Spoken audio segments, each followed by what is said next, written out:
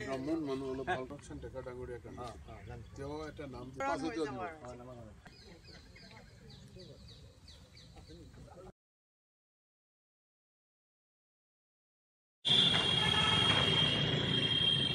মই নামটো এনেই ভাবিছিলোঁ যে কুল নন্দন মানে কুলৰ গৌৰৱ হয় মানে কুল নন্দন বুলি যে দিয়ে দিব পাৰে আপোনালোকে কুল নন্দন নামটো দিব পাৰে সেইটো বুলি কৈছোঁ যে কুল নন্দন যে নামটো হয় নামাকৰণ কৰিব পাৰে সেইটো আপোনালোকে জানে বহুত দিন পাছতে আমাৰ এই চিৰিয়াখানাত আমাৰ জিৰাফেৰ অভাৱ আছিল এটা সময়ত জিৰাফ আছিল কিন্তু কিবা কাৰণত তেওঁলোকে প্ৰাকৃতিক কাৰণে তেওঁলোকে নিধন হোৱাৰ পাছতে জিৰাফ আনিবলগীয়া এটা সমস্যাও আছিল কাৰণ এইবিলাক আনিবলৈ হ'লে বাহিৰ ৰাজ্যৰ পৰা আনিব লাগে আমাৰ ইয়াত নাথাকে দুটা জিৰাফ আমাৰ ইয়াতে আহি পালে প্ৰথম জিৰাফজনী অহাৰ পাছতে শ্ৰদ্ধাৰ কনক সেন ডেকা ডাঙৰীয়াক আমি মাতি আনিছিলোঁ জিৰাফক আদৰণি জনোৱাৰ কাৰণে আৰু নামাকৰণ কৰাৰ কাৰণে এতিয়া তেওঁ আহিলে আশীৰ্বাদ কৰিলে আৰু এটা নামাকৰণ কৰিলে প্ৰথমজনীৰ নাম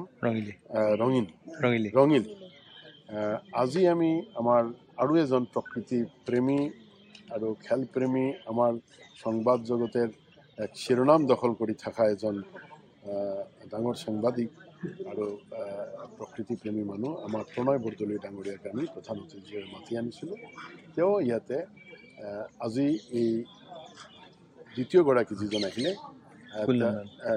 কুলনন্দন হিচাপে তেওঁ নাম ৰাখিলে কুলনন্দন হি হয় মেইল আগেৰজনী হেৰি আছিল ফিমেল আছিল কুলনন্দন Aru Rongili, this duta namakarun hall. The two giraffes have come from Patna, one female from Patna, male from Mysore.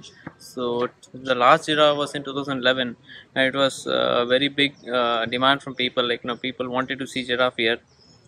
Luckily we got the support required from the government, and of course our minister sir and our head of the department have all supported, and recently now we have got the giraffe, one female from Patna and male from Mysore.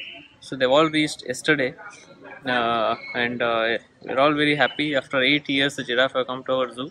You can see the new enclosure here. So this is this enclosure they will stay in this enclosure for the next 6 months.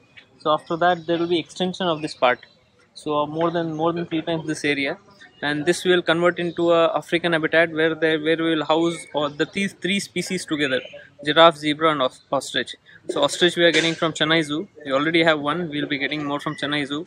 Giraffes have come, zebras are also we are in the pipeline, so probably by March we will be getting zebras here.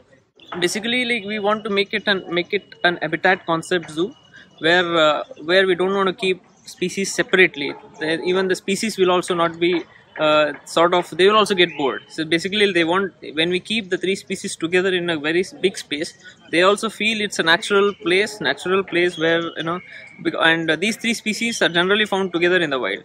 If you see any African landscape, any African national park, the 3 species are always together: giraffe, zebra and ostrich. We are trying to replicate a miniature African savanna landscape.